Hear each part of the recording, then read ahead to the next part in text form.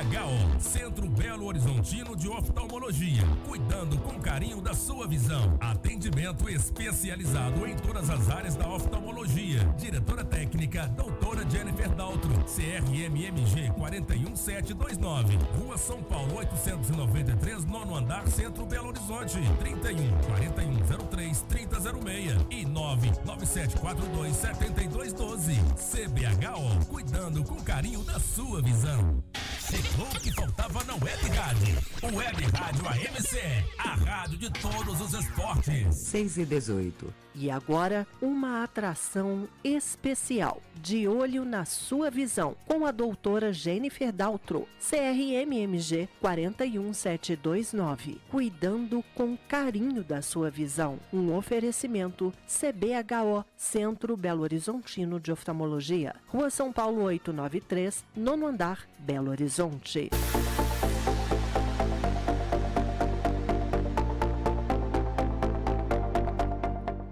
Olá, boa noite. Estamos mais uma vez no ar. Agora são 6h18. Você está sintonizado, conectado, plugado na Web Rádio AMCE. Já lembrando que o nosso zap para você entrar em contato e enviar aí as suas dúvidas, as suas perguntas para a doutora Jennifer é 996560001. Então, estamos aqui mais uma vez com a doutora Jennifer Daltro, ela que é chefe do Departamento de Retina e Vítreo do CBHO, Centro Belo Horizontino de Oftalmologia. Seja bem-vinda mais uma vez, doutora. Obrigada, Jane. Muito bom estar aqui com vocês. Não saiu? Não. Pode repetir, doutora. Obrigada, Jane. Muito bom estar aqui com vocês. Ai, foi uma falha aqui no microfone, mas agora está tudo certinho. Lembrando que o Centro Belo Horizontino de Oftalmologia está ali na Rua São Paulo 893, bem no centro de Belo Horizonte, ao lado do Shopping Cidade, e o telefone de lá é o 4103-3006. 4103-3006, e vamos já iniciar aí com as perguntas do dia para a doutora Jennifer. Doutora Jennifer, eu vi aqui no site da CBHO a respeito da neurooftalmologia. Que especialidade é essa, doutora? É uma especialidade maravilhosa, Jane. Inclusive, hoje eu atendi uma paciente que eu precisei encaminhar para neurooftalmologista. Então, é uma especialidade dentro da oftalmologia que a gente une doenças que estão também relacionadas ao sistema nervoso central. Porque o olho e o cérebro, eles andam juntos. E algumas doenças são exatamente no nervo óptico ou até em alguns ramos nervosos. Então, isso pode levar a lesões, podem ser causadores ou consequências de lesões na região occipital ou em outros lugares do cérebro. Então, o neurooftalmologista, ele tem um conhecimento um pouquinho mais abrangente do que o próprio oftalmologista. É como se ele fizesse uma faculdade de neurologia após a oftalmologia, né? Então, ele junta ali duas especialidades e ele é mais capacitado para tratamento de várias doenças do nervo óptico. Então, é uma especialidade muito, assim, rica, né? E que nos ajuda muito. É uma neurologia aplicada à oftalmologia. Sim. Que tipo de doenças, por exemplo, podem afetar a visão? Várias, né? Uma delas chama neurite óptica, né? Uma inflamação que ocorre no nervo óptico. A pessoa tem uma baixa de visão muito grande e, se não tratada, inclusive a tempo, isso é uma urgência médica, pode ter uma sequela visual para o resto da vida. E as causas dessa neurite óptica, ela tem que ser investigada, pode ser inflamatória, pode ser uma esclerose múltipla. Então, assim, podem ser tantas causas que aí o neurooftalmologista e o neurologista vão trabalhar juntos, porque um exame, por exemplo, tem que fazer, quem faz é o neurologista, que é a punção lombar, que é um exame muito importante para o diagnóstico, além da ressonância magnética. Então, são doenças realmente que precisam de uma equipe multidisciplinar para diagnóstico e tratamento. Então, tá aí, você que é associado da MCE, tem desconto lá no CBHO e tem essa super especialidade, a neurooftalmologista. Pode entrar em contato agora mesmo através do 4103-3006. Doutora, para que serve o exame campo visual? O campo visual, falando assim bem leigamente, é para ver se a pessoa está enxergando de lado. Então, muitas vezes você está enxergando de frente e você vira para ver os outros ângulos de visão. Só que a gente consegue, mesmo olhando de frente, ter um campo visual lateral, né? E isso é muito importante ser preservado. Tem uma doença em especial, que é o glaucoma, que ele vai aos pouquinhos diminuindo esse campo visual e a pessoa muitas vezes não percebe. Ela vai perceber já no final, quando a doença já está muito avançada. Então, em pacientes que têm uma suspeita de glaucoma ou em outras patologias do nervo óptico, esse campo visual pode ser diagnosticado mais cedo pelo aparelho, se ele está comprometido ou não. Muitas vezes a pessoa nem percebeu. Então, essa amplitude, ela vai ficando diminuindo, reduzida e é uma coisa tão lenta que a pessoa às vezes não percebe. Não percebe porque ela vai se acostumando a enxergar menos. Com então, limite. muitas vezes ela não percebe que está piorando, porque ela continua enxergando o centro, porque ela consegue ler. Muitas vezes eu pego um paciente com glaucoma, que o campo visual é central, a gente fala que ficou só aquela bolinha central, você põe ele para ler, ele lê tudo, né? Mas ele não consegue enxergar de lado. E esse exame de campo visual é um exame mais específico ou ele é adotado numa consulta rotineira? Ele é específico, você vai marcar um dia apenas para esse exame, leva em torno de 20 minutos a 30 minutos, é um aparelho com um técnico em oftalmologia que vai fazer esse exame e o aparelho ele vai te dando os comandos, né, para você ir apertando ali um joystick conforme uma luzinha que vai brilhando na sua frente. Entendi, totalmente indolor, portanto. Sim, sim. Tá. Doutora, o que é teste ortóptico? O teste ortóptico é utilizado para diagnosticar doenças, principalmente relacionadas ao estrabismo. Então, a médica especialista em estrabismo, ela vai fazer vários testes, incluem aí uns 20 testes, que a gente vai fazer com que o olho, se tiver estrabismo, esse estrabismo apareça. Porque muitas vezes a pessoa tem estrabismo, mas a família só nota quando está vendo uma televisão há muito tempo, ou quando a pessoa está ali muito exausta e esse estrabismo aparece. Só que a gente consegue induzir, se ele existir, no consultório para que ele apareça, a gente faça o diagnóstico e faça a medida desse estrabismo, porque se ele for cirúrgico, a gente precisa medir o quanto que ele está desviando do centro até para programar uma cirurgia, se for o caso. Também é um exame bem específico. Sim. Não é rotineiro. Então vamos lá às nossas perguntas. A Marcela Meire, da Serra, ela quer saber o seguinte: a íris é a parte colorida do olho, mas ela quer saber se ela é responsável por alguma coisa, se tem alguma doença que afeta a íris. Sim, infelizmente, todas as partes do olho, inclusive a íris, elas podem ter câncer, né? Câncer oriundos do próprio olho, né? Que a gente fala que é original ali do olho, primário. Então, a íris pode ter um câncer, mas também ela pode influenciar alguns tipos de glaucoma. Então, existem algumas doenças em que essa íris, que é mais convexa, ela é mais fechadinha, ela altera um local do olho que chama ângulo. E nisso a pessoa pode ter um tipo de glaucoma específico e que necessita ser tratado. Entendi. Então tá respondido aí, viu, Marcela?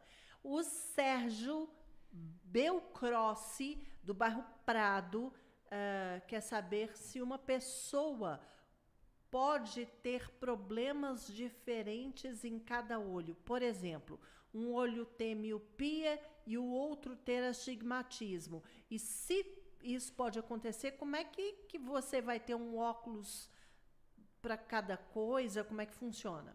Sim, isso graças a Deus é raro, porque para a pessoa que tem é um incômodo, né? Imagino, não? Só que pode acontecer um olho ser hipermétrope, o que é isso? O grau dele ser positivo e o outro olho ter miopia, o grau ser negativo. Ou um olho ser hipermétrope e o outro olho ter astigmatismo, que também é um outro grau que a gente fala que tem cilindro.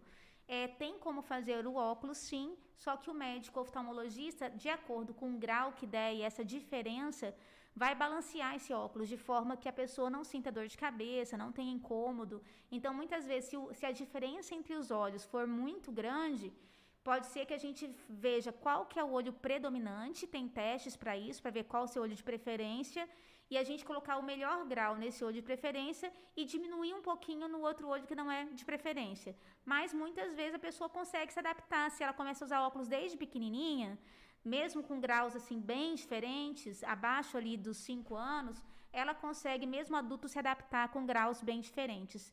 E pode ser que lá com seus 25 anos a gente consiga fazer uma cirurgia refrativa e zerar o grau dos 2 olhos, mas depende muito de qual grau que é e se o olho pode passar por isso também. Nossa, situação bem complicada essa deve Sim. ser.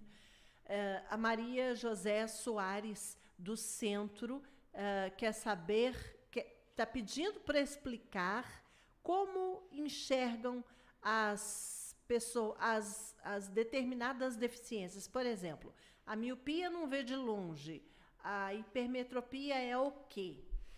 A hipermetropia, a pessoa não tem uma visão boa, geralmente para longe também, mas se essa hipermetropia for alta, quando eu falo alta é acima de 4 graus, ela também não tem uma boa visão de perto. Então, acaba que ela afeta o campo visual todo da pessoa, tanto longe quanto perto. O astigmatismo também é o mesmo conceito. Quando ele é pequeno, ele altera a visão mais para longe. Mas quando ele também é alto, acima de 3 graus, também altera o perto, né? Então, a miopia é o único que a pessoa enxerga muito bem de perto e, geralmente, para longe é bem ruim. Entendi. Pois é miopia, astigmatismo E hipermetropia. e hipermetropia. Tá. A Paula, do bairro Centro também, aliás, muito obrigada aí pela participação de todas as pessoas através do nosso Zap. Lembrando que é o 996560001. A Paula está perguntando, ela usa óculos e fez cirurgia refrativa já 2 vezes. Ela quer saber se pode fazer de novo a cirurgia refrativa. Paula, isso é muito individual.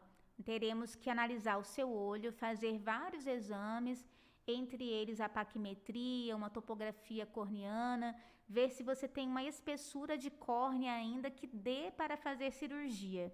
Eu, pessoalmente, não acho legal ficar mexendo tantas vezes no olho.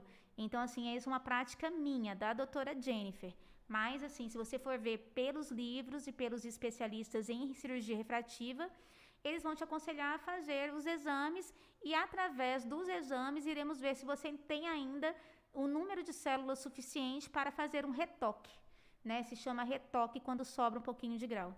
Ah, entendi. Então, se ela está precisando de óculos, e na época que ela fez a cirurgia refrativa, portanto, ela amou e ela quer tentar de novo, ela pode tentar. Sim, na verdade, ela vai fazer uma avaliação, uma consulta com um especialista em cirurgia refrativa.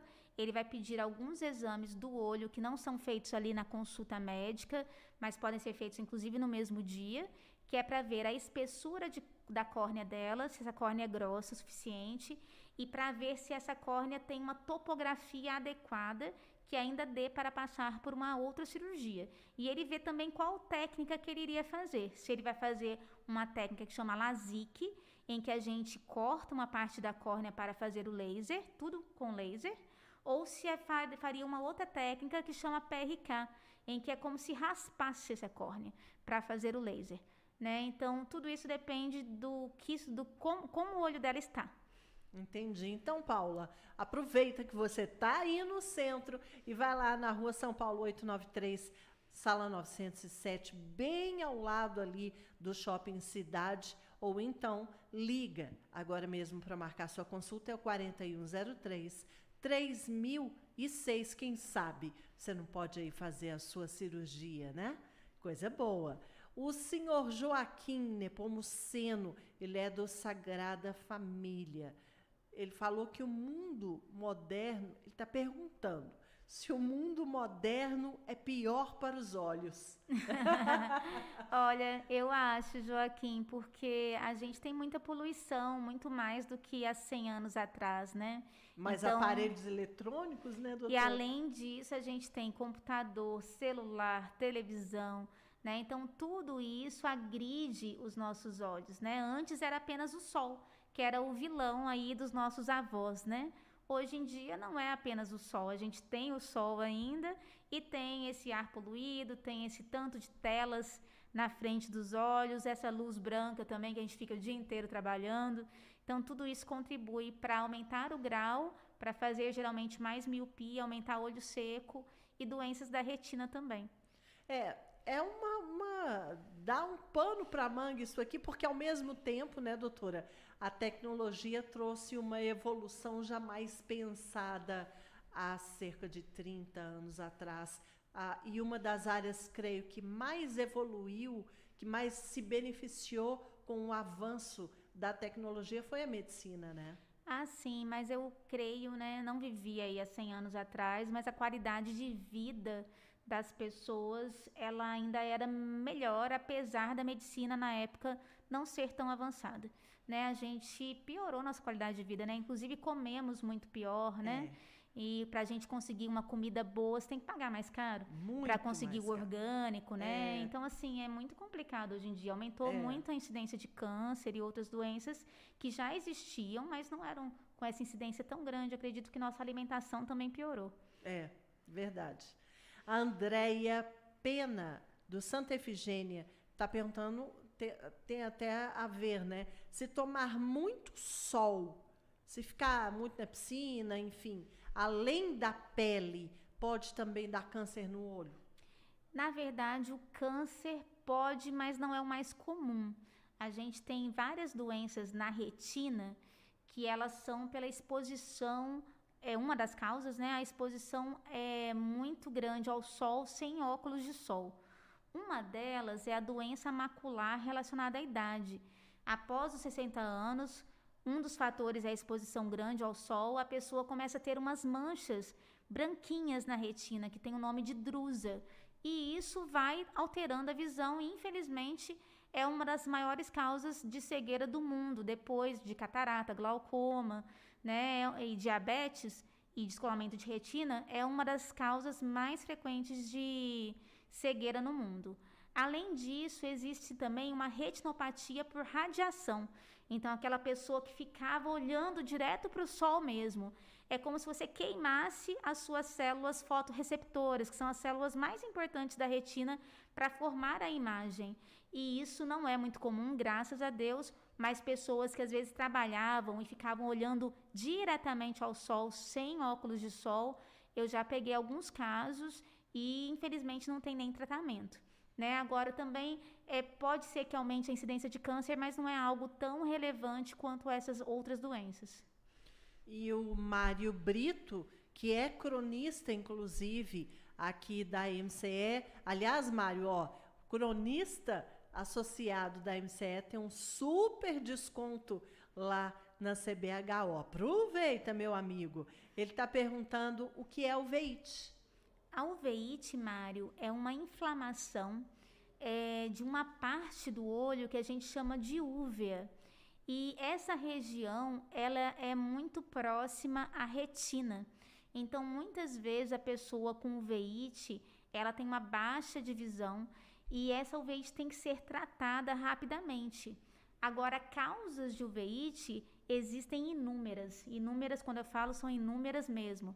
Pode ser desde uma infecção por toxoplasmose, como pode ser também uma reação do seu corpo por causa de um lúpus ou de uma artrite reumatoide.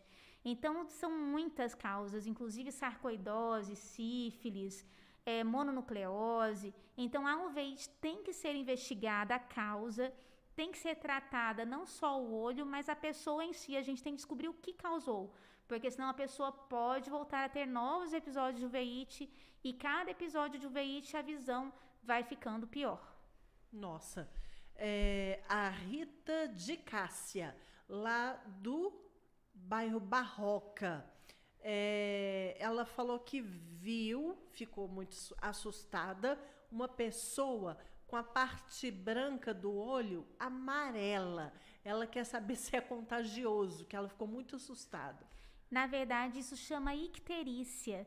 Essa icterícia não é contagiosa, mas além de assustadora, ela é grave, né? E a pessoa que está com essa parte branca do olho amarela tem que procurar não só o médico oftalmologista, mas um clínico geral urgente, porque provavelmente, né, as enzimas hepáticas dele, que é a TGO e a TGP, estão elevadas, e as bilirrubinas, né, direta e indireta, devem estar elevadas também.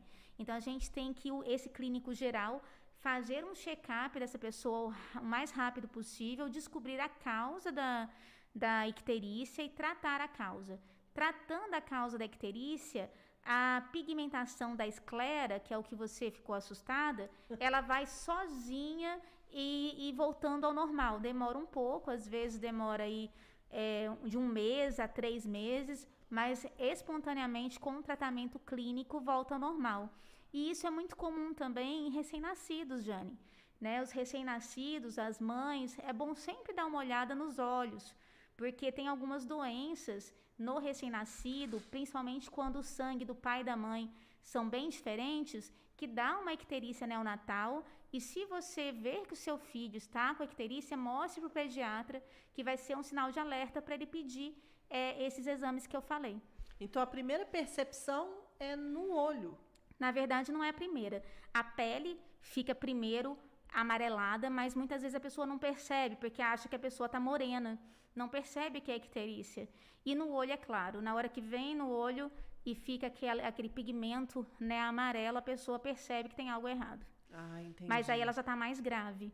Se perceber Entendi. quando está ainda na pele, seria o ideal. Tá. O Marco Antônio Assis, do Santa Mônica, está falando que ele é DJ e ele quer saber se a exposição constante de luzes que piscam podem prejudicar os olhos. Na verdade, não por estar piscando, mas a exposição constante a essas luzes, elas podem prejudicar os seus olhos. Duas coisas podem acontecer. Aumentar o seu olho seco. Então, para isso, seria importante você pedir para o seu oftalmologista prescrever uma lágrima artificial. Dessa forma, você já está dando uma proteção extra para o seu olho. E também, essas luzes constantes podem piorar o seu grau, se você já tem algum. Ou até te dar algum grau, no caso de você ter uma miopia, um astigmatismo, pode piorar isso. Então, o fato de piscar não oferece para o olho, não. Eu acho que seria mais para confundir o seu cérebro, né? Mas para o olho não teria problema esse piscar, não. Ah, entendi. Então tá joia. A Cristina Sertões, do bairro Funcionários, ela observou no vô dela um anel acinzentado em volta da pupila. Está muito preocupada, quer saber o que pode ser isso. Olha, eu não estou vendo seu avô, mas a princípio, né, isso pode se referir ao arco senil. Então, o que acontece? Quando a gente tem já uma certa idade, acima de 60 anos, geralmente, acontece uma alteração na sua córnea. E essa alteração na córnea faz com que haja esse arco. Pode ser em algumas pessoas mais azulado, em outras pessoas mais esbranquiçado, depende da cor do olho da pessoa também. E esse arco faz um anel ao redor da córnea da pessoa e muda essa coloração. E isso é benigno, é do nosso envelhecimento e a princípio não tem tratamento. Mas eu sugiro, né, que marque uma consulta com o oftalmologista para que o médico faça o exame físico e veja se é isso realmente. A córnea é a camada mais externa do olho. Sim. E esse arco, então, ele não vai interferir na visão? Como ele é periférico, ele é ao redor da córnea, bem na periferia, o centro continua normal. Então, a princípio, não altera a visão, não. Ah, entendi.